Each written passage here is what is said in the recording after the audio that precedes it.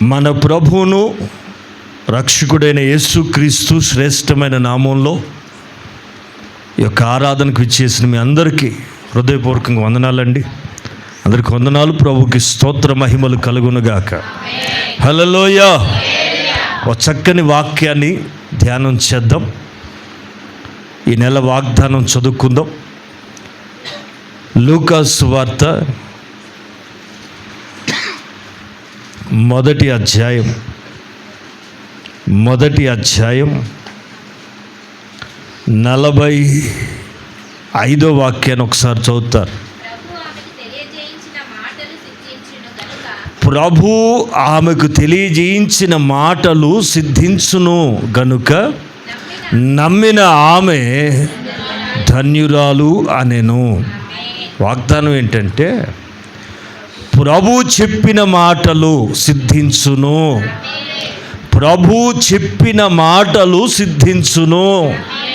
ఈ మాటలు వింటున్న మీ జీవితాల్లో కూడా మీ అంతరంగంలో ఉన్న ప్రతి ఆశ సిద్ధించునుగాక. ఆమేన్. రైట్. ఈరోజు వర్తమానం ఏంటంటే చెప్పిన మాటలు. ఎవరు చెప్పారు? ప్రభు చెప్పారు. ఈ సంవత్సరంలో కూడా ఎన్నో మాటలు ప్రభు చెప్పగా మనం కూడా విన్నాం. అవునా? ప్రభు మనతో చెప్పగా మనం కూడా విన్నాం. అవి జరిగాయా? జరుగుతున్నాయా? జరుగుతాయనే ఆశ ఎవరికైనా ఉందా? ఉంటే స్తోత్రం చెప్పండి. అది ఎవరికి ఎక్కువ ఆశ ఉంటే వాళ్ళు గట్టిగా అరిచి చెప్తారు. ఎవరికి ఆశ లేదో అమ్మా ఏదో అంతంత మాత్రం. మనోళ్ళని కనుక ఎరుకో కోట ముందు నిలబెడితే అరవక ముందు అవి మన మీద పడితే తొందరగా అరవండా మేము పడాలి అన్నట్టు. కొంచెం గట్టిగా లౌడ్, షౌట్ లౌడ్లీ. వింటున్నారా? బైబిల్లో చాలా చోట్ల ఈ మాట కనబడుతుంది. బిగ్గరగా అరిచెను. దేవుని స్తుతించేటప్పుడు లౌడ్లీగా. వింటున్నారా? తగాదాడేటప్పుడు నోరు ఎట్ట వస్తుంది? అక్కడ వస్తుందే, మరి ఇక్కడ ఎందుకు రాదండి అంటే అప్పుడు ఆత్రత. మరి దేవుని స్తుతించేటప్పుడు మరి ఎక్కువగా రావాలి. ఆమేన్. రైట్. ఎలిజబెత్ అమ్మ పరిశుద్ధాత్మ ప్రేరేపణ బట్టి మరియమ్మ గారి వందన వచనం వినగానే ఆమె కడుపులో ఉన్న కుమారుడు యోహాన్, బాప్తిస్మం ఇచ్చే యోహాన్ గంతులు వేస్తున్న సమయంలో ఆమె ఈ మాటలు మాట్లాడుతుంది. వింటున్నారా? 45వ వాక్యంలో ఆమె అంటది, ప్రభువు ఆమెకు సెలవిచ్చిన తెలియజేసిన మాటలు సిద్ధించును. నమ్మిన ఆమె ధన్యురాలు. ఒక మంచి మాట. ప్రభు తెలియజేయించిన మాటలన్నీ కూడా సిద్ధిస్తాయి, నెరవేరుతాయి. గనుక నువ్వేం చేయాలి? నమ్మాలి. చక్కగా రాయబడుతుంది, చక్కగా కనబడుతుంది. ప్రభువు తెలియచేయించిన మాటలు మనుషులు తెలియజేస్తే పనికిరావు. ప్రభు గనుక మనతో ఒక మాట మాట్లాడితే అది ఖచ్చితంగా జరుగుతుంది. గనుక మనం ఏం చేయాలి? వాటిని నమ్మాలి. నమ్మటం ధన్యత, నమ్మగలగటం ధన్యత. ఏంటది? ప్రభువు తెలియచేయించిన మాటలు. ఆమేన్. రైట్. తెలియచేయించిన మాటలు నమ్మింది యేసు ప్రభు తల్లి అయిన మరియమ్మ గారు. ఏం తెలియజేశాడు? ఆమెకి ఎలాంటి మాటలు తెలియజేయబడ్డాయి? ఒకసారి చరిత్రలోకి వెళ్ళి ఆ మాటలు మనం ధ్యానం చేయగలిగితే, మొట్టమొదటిగా యెషయా గ్రంథంలో 770 సంవత్సరాలకు పూర్వం, BC 770, 770 ఏళ్ల క్రితం యెషయా ప్రవక్త ప్రవచించాడు. ఏమని? 7వ అధ్యాయంలో కన్యక గర్భవతి అయి, అదేనా? 7:14.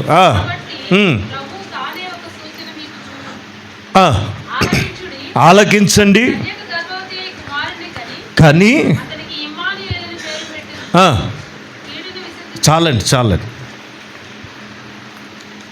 యెషయా యేసుప్రభు పుట్టుక మునిపే 770 ఏళ్ల క్రితం ప్రవచించిన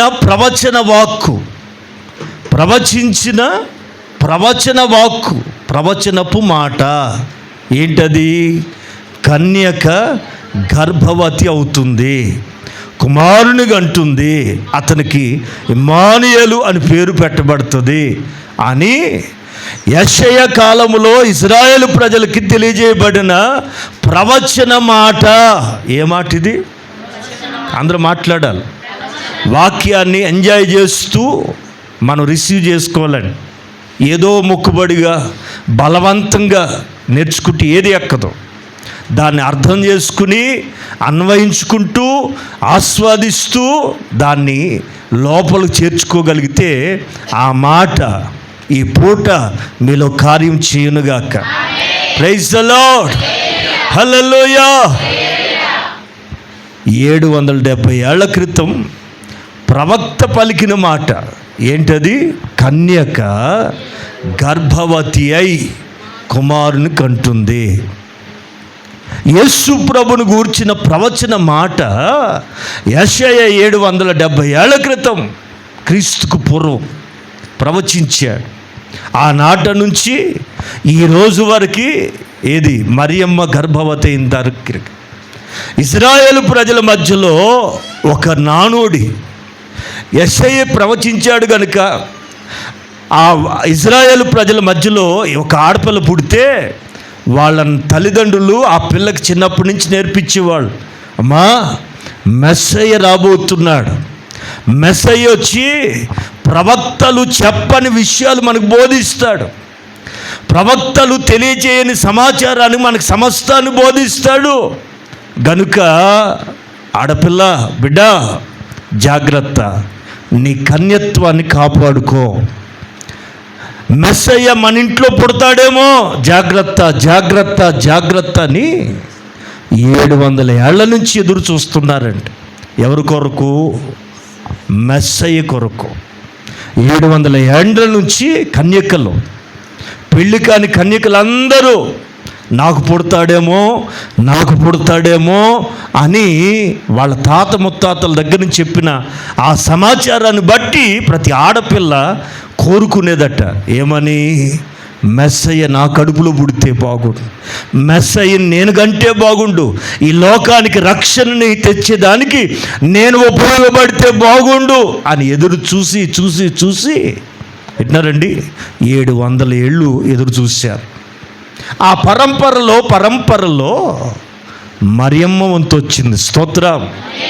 హల్లెలూయా. మరియమ్మ కూడా ఆ కోవకు చెందిందే. మెస్సయ్య నా కడుపును పుడితే బాగుండు అని ఎదురు చూసి సంబంధం రానే వచ్చింది. ఇక ఆమె అనుకుంటుంది, ఇక మెస్సయ్య నాకు పుట్టే ఛాన్స్ లేదు, ఎందుకని ఆల్రెడీ నాకు ఇప్పుడు ఎంగేజ్మెంట్ అయిపోతుంది యేసేపుతోటి, కాబట్టి నాకు పెళ్ళి అయిపోతే ఇంక ఎట్లా కుదురుతుంది అని అదో రకంగా ఆలోచించుకుంటూ ప్రార్థనలో ఉన్న రోజులు ఆ రోజులని. ఎంగేజ్మెంట్ అయింది. ప్రదానం చేయబడిన మరియమ్మ దగ్గరికి ఇక పెళ్ళికి సిద్ధపడుతుంది. ఎలాగో నాకు ఆ అవకాశం లేనట్టుంది, దేవుడు నన్ను వాడుకోవడానికి ఇష్టపడలేనట్టున్నాడు, ఏమోలే నాకు అర్హత లేదేమోలే అని చెప్పి పెళ్లి కొరకు సిద్ధపడుతున్న ఆ దినాల్లో ఓ రోజున దేవుని సముఖంలో నుంచి ప్రధాన దూతల్లో ఒకడైనటువంటి గబ్రియేల్ దూత ఆకాశం నుండి దిగొచ్చి ఆమె ఎదుటి నిలబడ్డాడు. నిలబడి ఏమంటున్నాడు తెలుసా? దయాప్రాప్తురాలా నీకు శుభం. చదువుతారా? 1వ అధ్యాయం.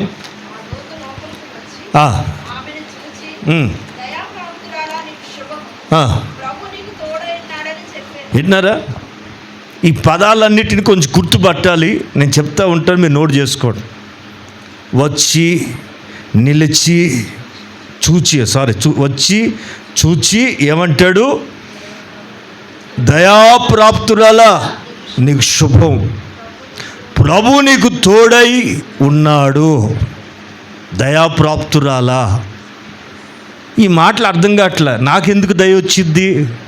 నాకు ఆల్రెడీ ఎంగేజ్మెంట్ అయిపోయింది కదా, నేను పెళ్ళికి రెడీ అయిపోతున్నా కదా, నాకెక్కడిది అని కొంచెం తర్జన భర్జన పడుతుంది మరియమ్మ. అర్థమవుతుందండి? కొంచెం కన్ఫ్యూజ్ అవుతుంది. అసలు ఈయన రావటం ఏంటి? దయాప్రాప్తురాలు అంటున్నాడు, శుభం అంటున్నాడు, ప్రభు నాకు తోడై ఉన్నాడు అంటాడు, అసలు ఏం జరగబోతుంది అని యాంగ్జైటింగ్ తోటి మరియమ్మ కొంచెం భయముతోనూ కలవరంతోనూ ఉంటే, వెంటనే దేవదూత అన్నాడు కదా,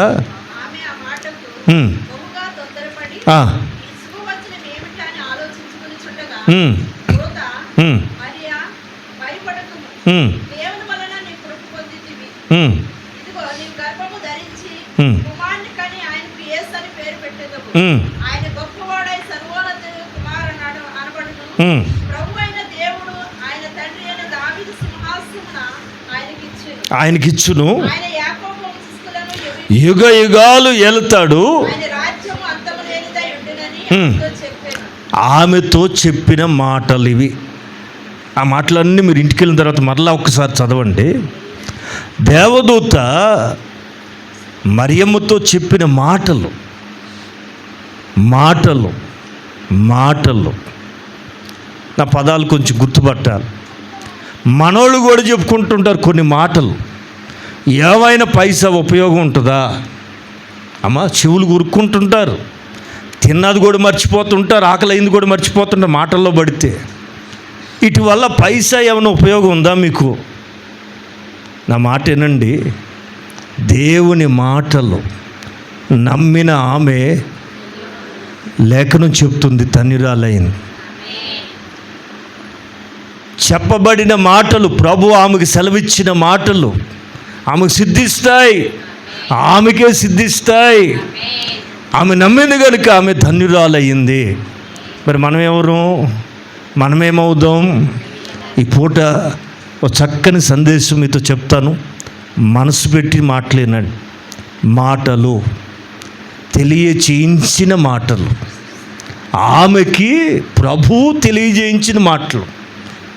ఒకటి, దయాప్రాప్తురాలా, ప్రభు నీకు తోడై ఉన్నాడు. విన్నారా? నీవు కృప పొందితివి. ఇవన్నీ కూడా ఆశీర్వచనాలండి. ఇవన్నీ ఆమెని దేవదూత దీవించినటువంటి దీవెన వచ్చినప్పుడు మాటలు. ఒకటి, దయాప్రాప్తురాలా. రెండోది, ప్రభు నీకు తోడై ఉన్నాడు. విన్నారా? ప్రభు అనగా తండ్రి అయిన దేవుడు నీతో ఉన్నాడు, నీవు కృప పొందితివి. 3 ప్రాముఖ్యమైన మాటలు అక్కడ గమనిస్తాం. రైట్, అది ఆమెకి ఇవ్వబడినటువంటి క్రెడిట్, ఆధిక్యపు మాటలు. అక్కడే ఆమెకి దేవుడు ఎలా తోడై, అంతకుముందు ఎందుగా 700 ఏళ్ల నుంచి ఆ తరం వింటున్నారుగా, ఆ ప్రజలు వింటున్నారుగా, ఏమని? కన్యక గర్భవతి మనలో ఒకరు అవుతారు. కన్యకగా ఉండగానే ఓ వ్యక్తి గర్భాన్ని ధరిస్తారు. ఆ వ్యక్తి ద్వారా మెస్సయ్యా అనగా మెసెంజర్ అనగా ప్రభు యొక్క అనగా తండ్రి అయిన దేవుని యొక్క నిత్య సంకల్పాన్ని నెరవేర్చే ఒక వ్యక్తి వస్తాడు అని కనిపెడుతున్న తరం. మీకు ఒక వ్యక్తిని కూడా గుర్తు చేస్తా. మీకు 4వ అధ్యాయం యోహాను సువార్తలో ఒక వ్యక్తి బాగా తెలుసు. ఆమె పేరు సమరయ పట్టణంలో ఉన్న ఒక పాపము చేస్తూ పాపాన్ని వృత్తిగా కొనసాగిస్తున్న ఒక అభాగ్యురాలు ఉంది. ఆ ఊరి పేరే ఆమె పేరు. ఆమె పేరును కూడా తెలియజేయటానికి పరిశుద్ధాత్ముడు అంగీకరించలే. ఆమె పేరు, ఊరి పేరే ఆమె పేరు. విన్నారా? మనల్ని కూడా ఊరు పోతే ఏమంటారు? హైదరాబాద్ వాళ్ళు, మా పేరు హైదరాబాద్ వాళ్ళ అమ్మా, ఎక్కడి నుంచి ఉంటున్నామో ఊరి పేరే ఎక్కడి నుంచి వచ్చి హైదరాబాద్ వాళ్ళు. ఓరు బాబోయ్, ఊరి పేరు మన పేరండి. ఎక్కడ ఉంటున్నామో ఈమె పేరేంటో తెలుసునా? సమరయ పట్టణంలో ఉన్న స్త్రీ. ఈమె వృత్తిరీత్యా తలెత్తుకోలేక, మందిలో కలవలేక, మందిలో తలెత్తుకుని బతకలేక, మిట్ట మధ్యాహ్నం వేళ మా యాకోబు తాత దొవ్విచ్చిన నీళ్ళు అని యాకోబు పేరు చెప్పుకుని యాకోబుని స్మరిస్తూ ఆ నీళ్లు తోడుకుని వెళ్ళి బతికారు. ఎందుకో ప్రభు ఆమెను కటాక్షించాలని కోరుకున్నాడు. ఆమెని ఆ పాపపు బంధకాల్లోంచి విడిపించాలని ఆశించి అంతకుముందు రాత్రంతా ప్రయాణం చేసి ఉదయాన ఆ ప్రాంతానికి చేరుకుని కాలినడకన మిట్ట మధ్యాహ్నం వేళ యేసు ప్రభువారు ఆమెని దగ్గరికి వెళ్ళి కొన్ని మాటలు మాట్లాడుతున్నారు. మాటల సందర్భంలో ఆమె యేసు ప్రభుని గుర్తుపట్టింది. You are a prophet, you are a prophet. నేను గుర్తుపట్టా, నువ్వు మామూలు మనిషి కాదయ్యా అని ఆయన ప్రవక్తగా గుర్తుపట్టి ప్రవక్త సంబంధించిన లేఖనాలను ఎత్తిపట్టి మాట్లాడుతూ ఉంది.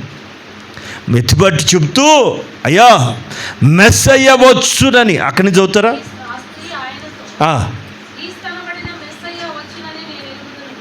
ఏ వచ్చినమ్మా? 25. చూడండి, యేసు ప్రభుని గుర్తుపట్టింది. చాలామంది రోజున యేసు ప్రభుని గుర్తుపడతలేరు. ఆయన ఒక దేవుడుగా, ఆయన ఒక ప్రవక్తగా, ఆయన ఒక మంచివాడుగా అక్కడే ఆగిపోతున్నారు. ఈమె వృత్తిరీత్యా ఘోరమైన స్థితిలో ఉందే కానీ ఇన్ స్పిరిట్ ఆత్మీయ జీవితంలో మాత్రం మహా ఎదిగిన వ్యక్తి అండి, మహాబలపడిన వ్యక్తి, లేఖనాలు బాగా ఎరిగిన వ్యక్తి. అందుకే నేను అంటాను, భక్తికి భుక్తికి సంబంధం లేదు. వృత్తిని బట్టి భక్తిని అంచనా వేయలేమండి. చూడండి, ఈమె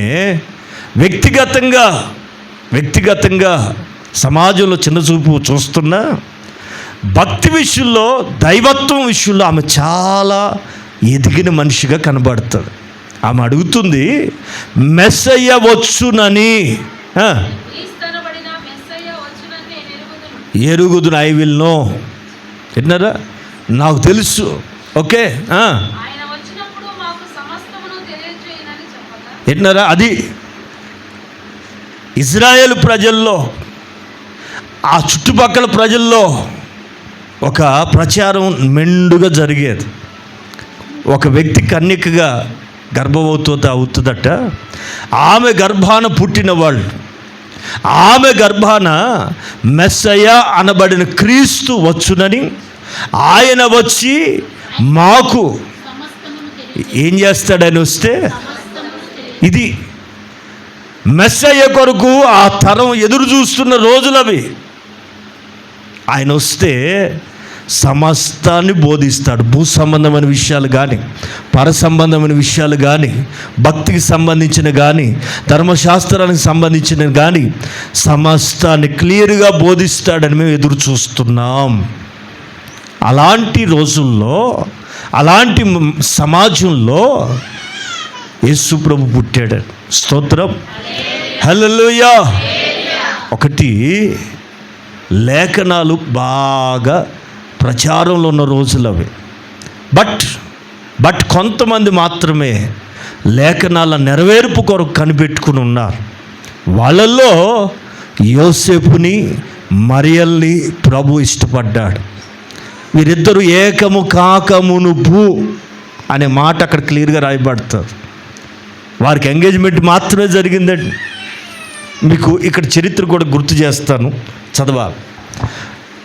దేవదూత చెప్పాడు, అమ్మా నీవు గర్భవతివై కుమారుని కంటావు, అతనికి యేసు అని పేరు పెడతావు. అక్కడి నుంచి చదవాలి.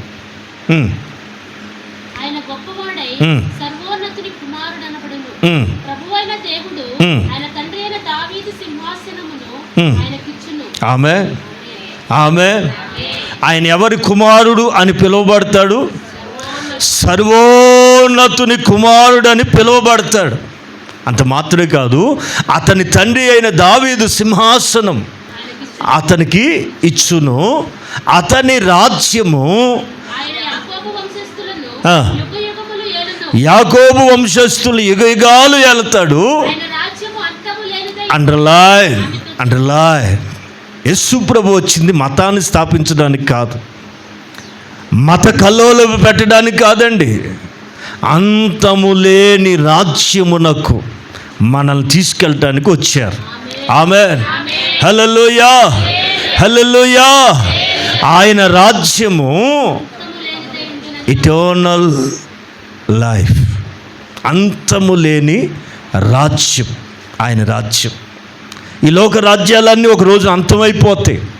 మీకు ఒక విషయం చెప్పనా, ప్రతి దేశంలో అణుబాంబులు తయారు చేసి పెట్టుకున్నారు. యుద్ధం వస్తే వాడదాం కదా అని న్యూక్లియర్ బాంబ్స్ పెట్టుకున్నారు. అవన్నీ కూడా శాస్త్రవేత్తలు చాలా జాగ్రత్తగా కాపాడుతున్నారు.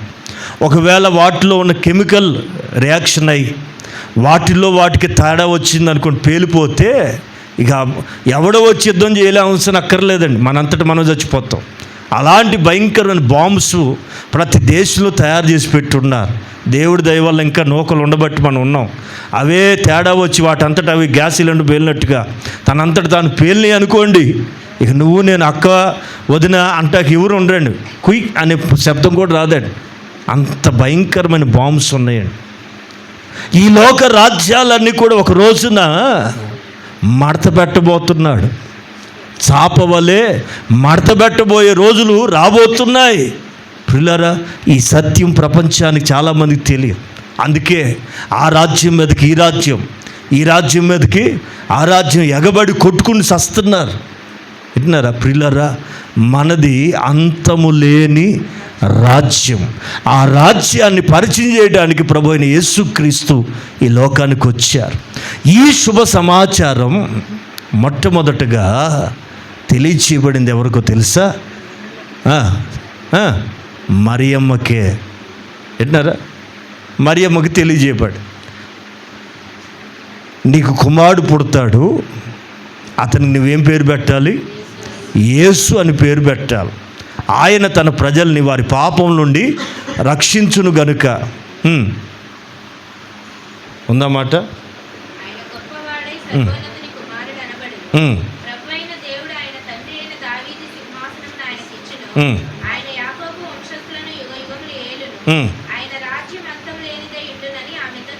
Praise the lord.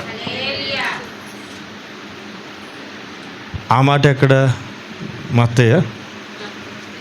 ఆయన వారి పాపముల నుండి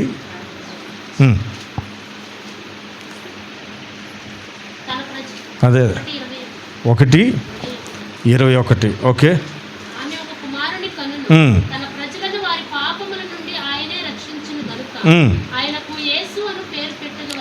ప్రైజ్ ది లార్డ్. యోసేపుతో చెప్పబడుతున్న మాట్లాడు. ఫస్ట్ మరియమ్మకి తెలియజేయబడింది, ఆమె ఒబే అయింది. ఏమైంది? ఒప్పుకుందండి. దేనికి ఒప్పుకుంది? పెళ్ళి కాకుండానే గర్భవతిగా అయ్యే ఆ నింద, అవమానం, తిరస్కారానికి ఒప్పుకుంది. ఇంకొక స్టోరీ కూడా చెప్పాలి మీకు. మేబీ ఒక 27 ఏళ్ల వయసు, కరెక్ట్గా చెప్పలేను కానీ యూదుల్లో పెళ్ళి కావాలంటే 30 ఏళ్ళు నిండాలి.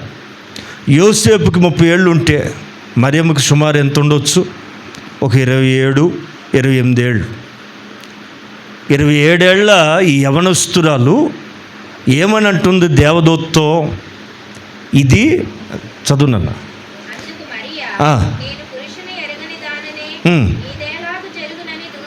ఇది ఎలాగూ జరుగునని దూతతో అనగా, దూత మా పరిశుద్ధాత్మ నీ మీదకి వచ్చును, సర్వోన్నతుని శక్తి నిన్ను కమ్ముకొనును గనుక.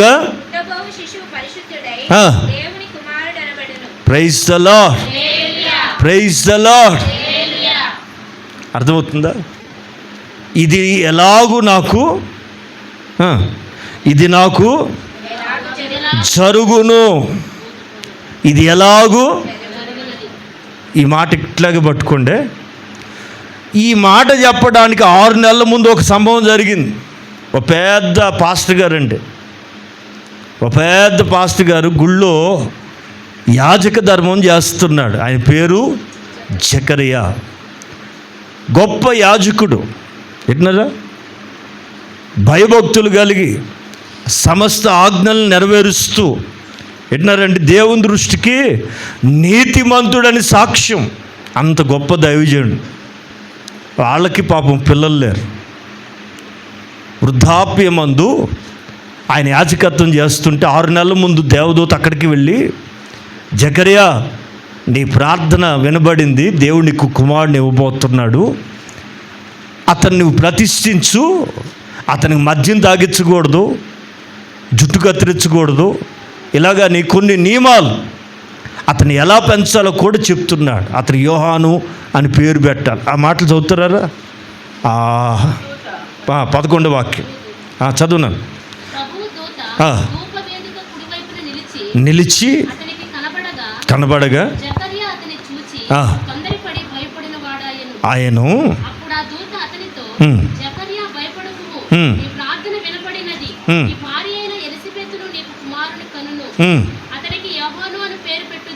పేరు పెట్టడం కూడా ఎవరు బయలుపరచాలండి? మరియమ్మతో కూడా అదే చెప్తున్నాడు. నువ్వు కుమారుని కంటావు, అతనికి యేసు అని పేరు పెట్టాలి. మనోళ్ళు కూడా ఈ మధ్య అసలు పేరు ఎలా పెట్టాలో కూడా తెలియట్లా. నాయనమ్మలోంచి ఒక అక్షరం, తాతలోంచి ఒక అక్షరం, అమ్మ పెదనాన్నలోంచి పెద్దత్తలోంచి ఏంది ఆడి పేరా లేకపోతే పేస్ట్? అది అక్కడో మొక్క తీసుకొచ్చి పేస్ట్ చేసి మిక్సీ చేసి అది ఏ అక్షరం ఏ పదమో అర్థమై సావకుండా దేవుడు బయలుపరిచిన పేరు పెట్టాలి పిల్లలకి. మన ఇష్టం వచ్చినట్టు పెట్టకూడదు. అర్థమవుతుందండి? దైవజనుడు ప్రార్థన చేసి దేవుడు బయలుపరిచిన పేరు పెట్టాల. పేరులోనే అర్థం ఉంటుంది, పరమార్థం ఉంటుంది. ఆదాము అంటే ఎవరు? సర్లే. హవ్వ అంటే ఎవరు? ఇది తెలీదా? జీవము గల ప్రతిదానికి తల్లి అని అర్థం. మీ గురించి మీకే తెలియట్లా, మీ గురించి మీకు అర్థం కావట్లా. జీవము గల ప్రతిదానికి తల్లి గనుక ఆమె పేరు హవ్వ. ఆమేన్, ఆమేన్. యోసేపు అంటే ఫలించేది, యాకోబు అంటే ఏ తల్లని పెడుతుందా ముహూర్తం చూసి? ఏమని? అమ్మా చిచి ఇదేం పేర్రా, నాకు నచ్చలేదని చెప్పి దేవుడు ఏం చేశాడు? ఇజ్రాయేల్ అనేక జనములకు నీవు తండ్రివి. నా దేవుడికి మంచి పేరు పెట్టడం ఇష్టం. పెంటయ్య అమ్మా. కొంతమంది పిల్లలు పుట్టి చచ్చిపోతుంటే ఆ రోజుల్లో, వైద్యం లేని రోజుల్లో వీడు బతకాలని ఏం పేరు పెట్టేవాళ్ళు తెలుసా అమ్మా? పిచ్చియా. తెలుసునా? ఇంకా మన తరానికి ఇంకా అట్లాంటి వాళ్ళు పేర్లు పెట్టట్లేదు. పిచ్చియా తెలుసునా? ఇంకా పిచ్చిమ్మ అమ్మా. వీడు బతకాలని చచ్చిపోతున్నారని ఈడన్నా బతికితే చండాల పేరు పెట్టుకుంటాను అనుకుంటారు ఏంటో. పెంటయ్య. దేవుడి దయ వల్ల ఆ పేర్లు ఆగిపోయినాయండి. ఏంటండి ఇది? ఓ మంచి పేరు పెట్టుకోవడం కూడా రాదా? సరే నా మాట వినండి. దేవుడు నీకు పేరు పెట్టి పిలుస్తాడు. ఆమేన్. నీ పేరు తెలుసు, నీ అంతరంగం తెలుసు, నీ డేటా మొత్తం నా దేవునికి ఎరుక. పిల్లరా ఒక చిన్న విషయం చెప్తాను వినండి. ఇక్కడ జకరియతో దేవదూత అన్నాడు, నీకు కుమారుని ఇవ్వబోతున్న, నీ ప్రార్థన వినబడింది. నీ భార్య ఎలిజబెత్ నీకు కుమారుని కంటుంది, అతనికి యోహాను అని పేరు పెట్టు, వాడికి తాగుడు అలవాటు చేయొద్దు, వాడు ప్రతిష్ఠించు, వాడు ప్రభు యొక్క మార్గాన్ని సిద్ధపరుస్తాడని అతని పట్ల దైవ చిత్తం తెలియజేయబడింది.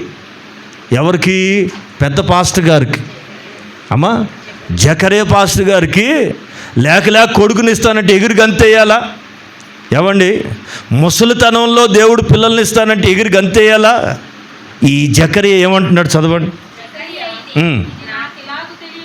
అట్లా మరియమ్మ ఏమంది? ఈ రెండు ఒకటి చదవండి, ఒకరు ఇంకోటి చదవండి. జకరియా అన్న మాట ఏంటి? ఇది నాకు ఎలా తెలుస్తుంది? హౌ, నాకు ఎలా తెలుస్తుంది అంటే నేను ఎట్ట నమ్మేది అన్నట్టు. వయసు ఎంత? నిండు వృద్ధాప్యం. మేబీ ఒక 90 వేసుకుందాం. 90 అంటే మళ్ళీ వేరే అనుకుంటారేమో.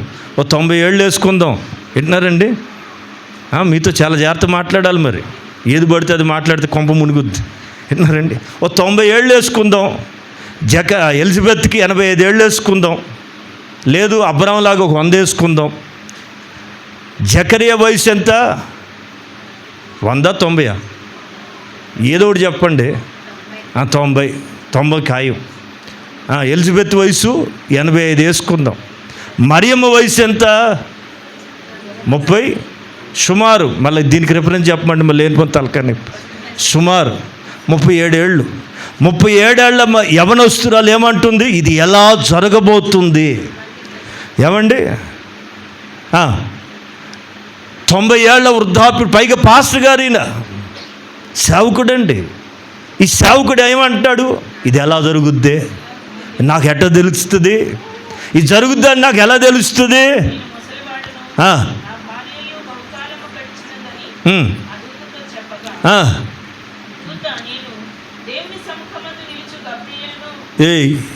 ఏమనుకుంటున్నాను? ఎవరిని అనుకుంటున్నావు? పని లేక వచ్చాను అనుకుంటున్నావా? చూడండి, నేను గాబ్రియల్. ఈ సువర్తమానం ఎంత యాంగ్జైటీగా దేవదూత చెప్తుంటే ఈ రెవరెండ్ అయ్యగారు ఎంత నీరసంగా అడుగుతున్నాడు. చూడండి, ఇది నాకు ఎలా తెలుస్తుంది? ఇది నాకు ఎలాగూ తెలియను అంటుంటే ఒళ్ళుమండిన గాబ్రియల్ గారు అంటారు, నేనెవరో తెలుసా? దేవుని సముఖమందు నిలబడే గబ్రియల్ని. ఈ శుభ సమాచారాన్ని, సువర్తమానాన్ని తెలియజేటుకును,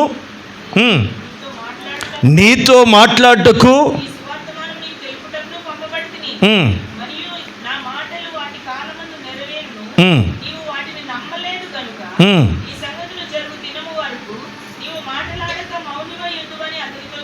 praise the Lord.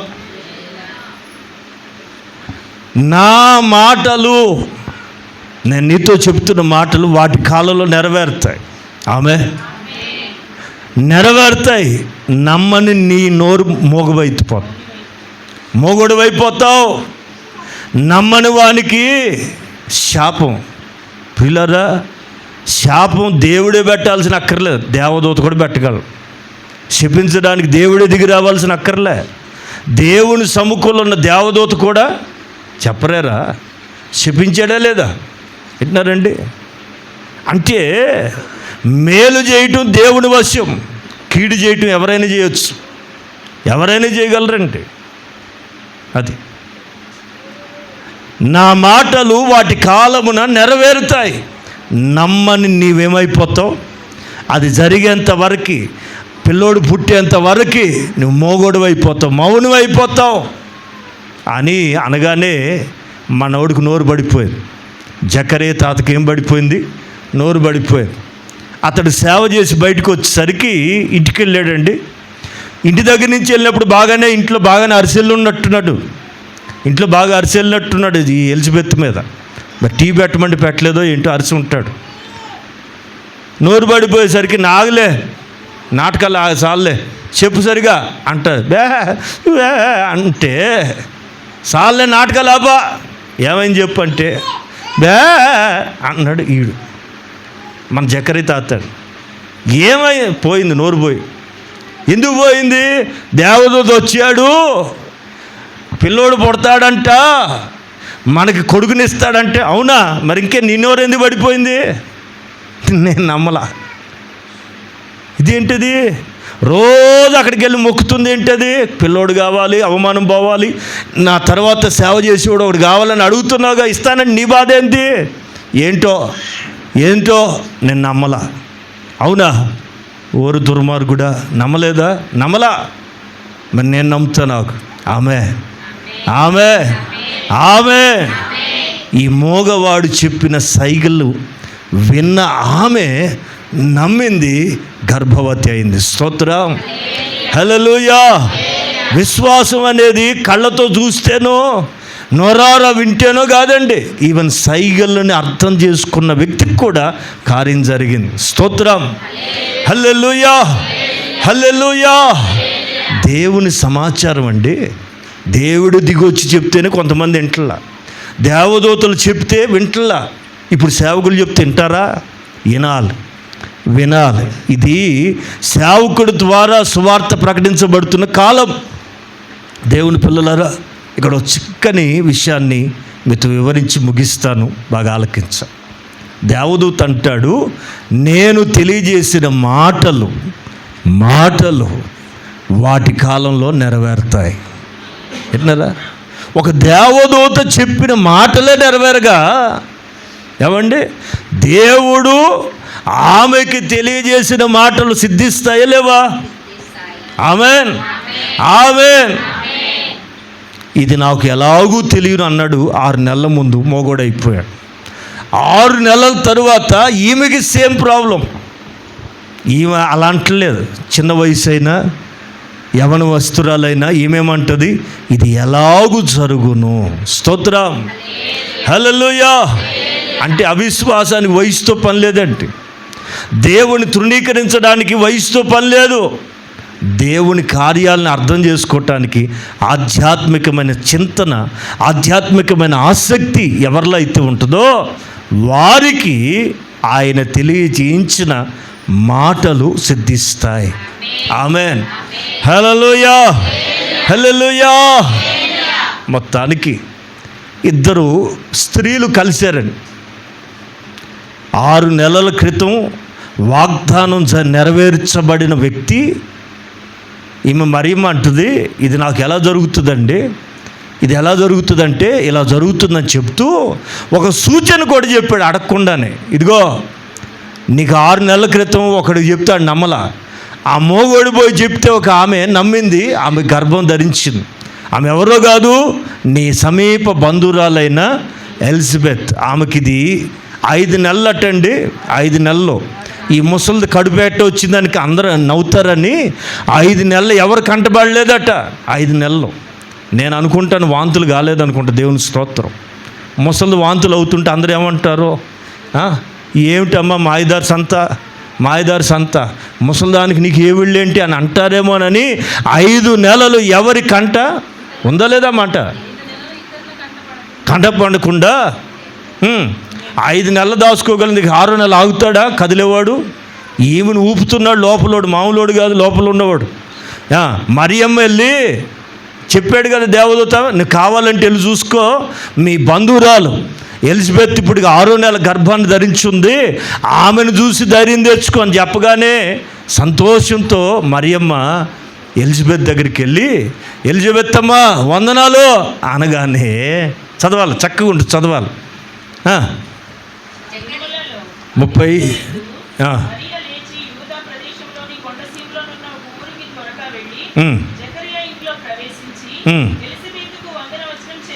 Praise the lord.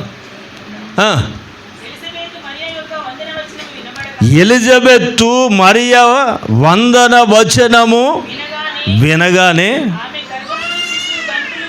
అది 6 నెలలకి ఆపలేకపోతుంది. ఎవరు? అది ముసలమ్మ కడుపులో ఉన్నవాడిని ఆపలేకపోతుందండి 6 నెలలకే. ఈడట సంతోషంతో లోపల ఉన్నవాడు, కడుపులో ఉన్నవాడు గంతులు ఎలా వేస్తాడు? మూమెంటే అంతంత మాత్రం కదా, గంతులు ఎలా వేసి ఉంటాడు? రక్షకుడు రాబోతున్న సంతోషం. ఆమె రక్షకుని సమాచారం విన్న శిశువు 6 నెలల రక్త ముద్ద గంతులు వేయగలిగితే 60 ఏళ్ల ముద్దు బిడ్డ నువ్వేం చేయాలా? 60 కేజీల ముద్దు బిడ్డ నువ్వేం చేయాలా? స్తోత్రం చెప్పండి రా బాబు అంటే నోట్లోంచి మాట రాదు. ఆరాధన చేయండి అంటే కొంచెం కదలిక రావు. చూడండి 6 నెలల పసిగుడ్డు గంతులు వేస్తున్నాడు. 6 నెలల పసిగుడ్డు. 60 ఏళ్ళు ఉన్నాయి, 60 కేజీలు ఉన్నారు ఒక్కొక్కళ్ళు, అంతేనా ఇంకెక్కువ. మరి కదలరే, గంతులేరే, సిగ్గా. ప్రియులారా, రక్షకుని ఆనందం నీలోకి వస్తే, రక్షకుడు పుట్టిన ఆ సౌభాగ్యం నీలో కలిగితే నీ కాళ్ళు భూమి మీద నిలబడవు సుమా. Amen, amen. ఈ మ్యూజిక్ పిచ్చి ఉన్న వాళ్ళకి మ్యూజిక్ వినగానే చేతులు ఏమవుతాయి అమ్మా? మ్యూజిక్ పిచ్చి ఉన్న వాళ్ళకి ఆటోమేటిక్గా ఆడి మ్యూజిక్ తెలిపోని ఏళ్ళు ఆడుతూ ఉంటాయి. అంటే వీడి మనసు ఏం కోరుకుంటుంది? ఆ సంగీత సంబంధమైన ఆనందం, దైవ సంబంధమైన ఆసక్తి నీలో ఉంటే, దైవ సంబంధమైన మాటలు నీ చెవిని తాకగానే నీ అంతరంగంలో ఏం కదవాలా? కడుపులో జీవజలం కదలాలి. అర్థమైన వాళ్ళకి అర్థమైనట్టు కడుపులో ఓట కదలాలి. అది కదలిక. ప్రియులారా, ఆలోచించేద్దాం. నమ్మిన ఆమె ధన్యురాలు. ఏం నమ్మింది? ప్రభువు ఆమెకి తెలియచేయించిన మాటలు. ప్రభువు ఆమెకి తెలియచేయించిన మాటలు సిద్ధిస్తాయి. ఎలాగా? 6 నెలల క్రితం జరిగింది కదా. ఎలిజబెత్తమ్మ కడుపు చూడగానే మరియమ్మ కడుపులో ఆనందం. నాకు కూడా ఇలాంటి ఒక అద్భుతం జరగబోతుంది. అదిగో యెషయా ప్రవచించాడు కదా, కన్యక గర్భవతి. అదిగో ఆ మాట ఈ తరంలో నా పట్ల జరుగుతూ ఉంది. నేను ఎంత ధన్యురాలని అని మహదానందంతో వీళ్ళిద్దరు కలిసి ప్రభుని స్తుతిస్తున్నారు. ఇద్దరు కూడా ప్రభు చేతికి ఉపయోగపడిన వ్యక్తులే. ప్రభు చిత్తం భూమి మీద జరగడానికి వాడబడిన వ్యక్తులే. ఇద్దరు కలిస్తే అక్కడ ఎవరుంటారండి? ఇద్దరు కలిస్తే చెప్పాలా అమ్మా? దేవుని బిడ్డలు ఇద్దరు కలిస్తే అక్కడ ఎవరు ఉంటారు తెలుసా? 3వ వ్యక్తిగా ఆయన ఉంటాడు. ఎక్కడ 2-3 నా నామమును కొడతారో వారి మధ్యలో నేను ఉంటా. ఆమె రైట్. 2 మాటలు. వీళ్ళిద్దరు కలిసారా?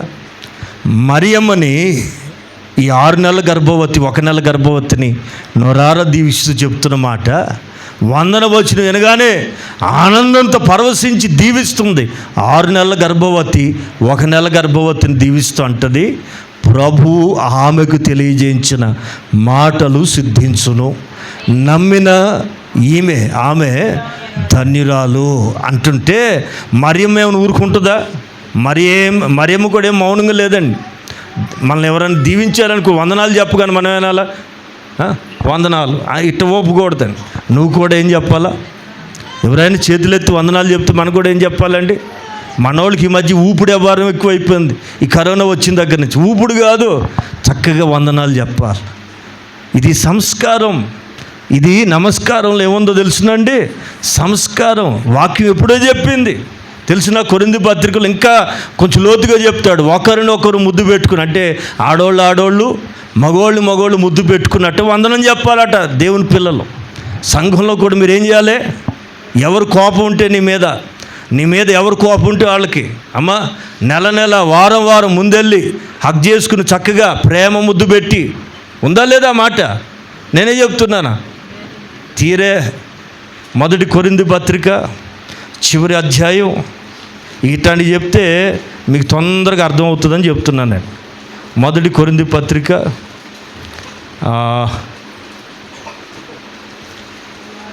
చివరి అధ్యాయం అదే అమ్మా, ఈ అధ్యాయం 16-20 చదువుమా.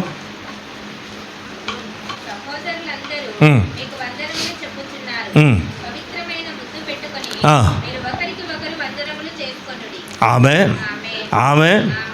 ఎట్లా వందనాలు ఎట్లా చెప్పాలి? సంఘంలో, లోకంలో వేరు, దేవుని కుటుంబంలో మనం అందరం కూడా ఒకరినొకరు ఎన్నారా బ్రదర్స్ సిస్టర్స్ ఏం చేయాలి?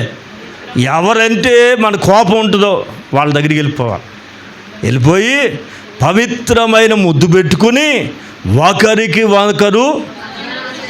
ఇది సంఘం యొక్క పద్ధతి. అర్థమవుతుందండి ప్రియులారా? మరియమ్మ వందనవచనం వినగానే ఎలిజబెత్ కడుపులో అల్లకల్లోలం మొదలయ్యారు. సంతోషముతో యోహాన్ గంతులు వేసినట్లుగా రాయబడుతుంది. 2 పరిశుద్ధాత్మకు సంబంధించిన పాత్రలో, పరిశుద్ధాత్ముడు వాడుకున్న పాత్రలో వారిద్దరూ ఒకరినొకరు గౌరవించుకుంటూ, మరియమ్మ కూడా ఏమంటుంది తెలుసునా? చదవాలి, ఆ మాట చదువుదాం ముందుగా. నా ప్రాణము ప్రభుని ఘనపరుస్తుంది.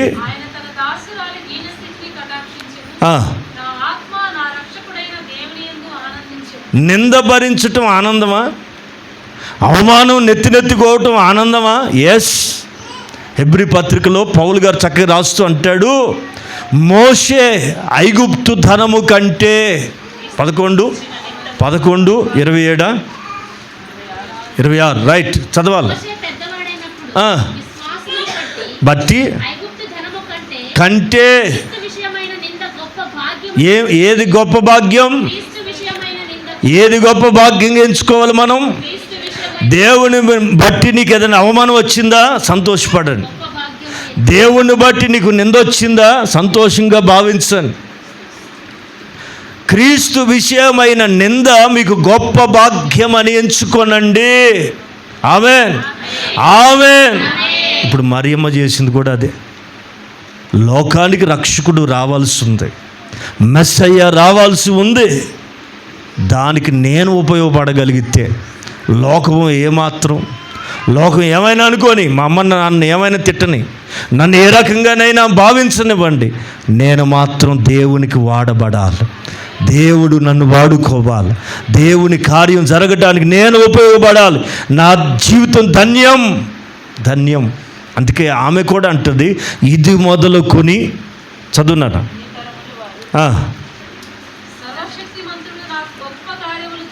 చేశాను గనుక yes I'm a blessed woman, I'm a blessed woman. ఇది మొదలుకొని అన్ని తరాలు, ఇదిగో ఈ తరంలో ఉన్న మనం కూడా ఆమెను ఎందుకు ఈ పూట గుర్తు చేసుకుంటున్నాం తెలుసా? ధన్యురాలు గనుక, ధన్యురాలు గనుక. ఏమిటి ఆ ధన్యత? ప్రభువు తెలియజేయించిన ప్రతి మాట నమ్మింది, అప్పగించుకుంది, సమర్పించుకుంది. అట్ ఏ సేమ్ టైం మత్తయి సువార్తలు కూడా చూస్తే ఆమెను అవమానపరచనొల్లక తానే విడిచి వెళ్ళిపోదాం అనుకుంటున్న నీతిమంతుడి దగ్గరికి మరలా గాబ్రియేలు వెళ్ళి చెప్తాడు, ఇదిగో ఆమె గర్భము ధరించింది పరిశుద్ధాత్మ వలన మాత్రమే, గనుక ఆమె చేర్చుకున్నట్టుకి మాత్రం సంకోచించొద్దు అనగానే నీతిమంతుడు గనుక ఆమెని భార్యగా చేర్చుకుని కుమారుని కనేంత వరకు ఆమెను ఎరగకుండా, ఆ మాట చదవండి మత్తయి సువార్త.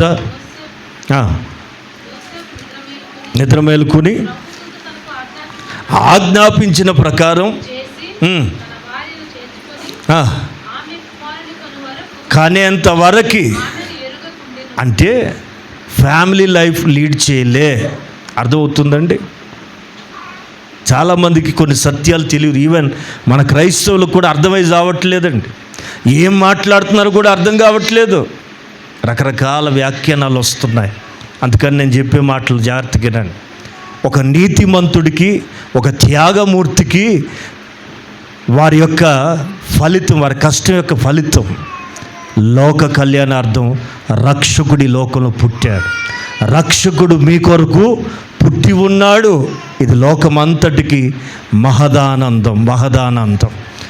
ఎస్పెషల్లీ ఈ నెల మనం నేర్చుకుంటున్న మాట, ప్రభు తెలియజేయించిన మాటలు సిద్ధించును.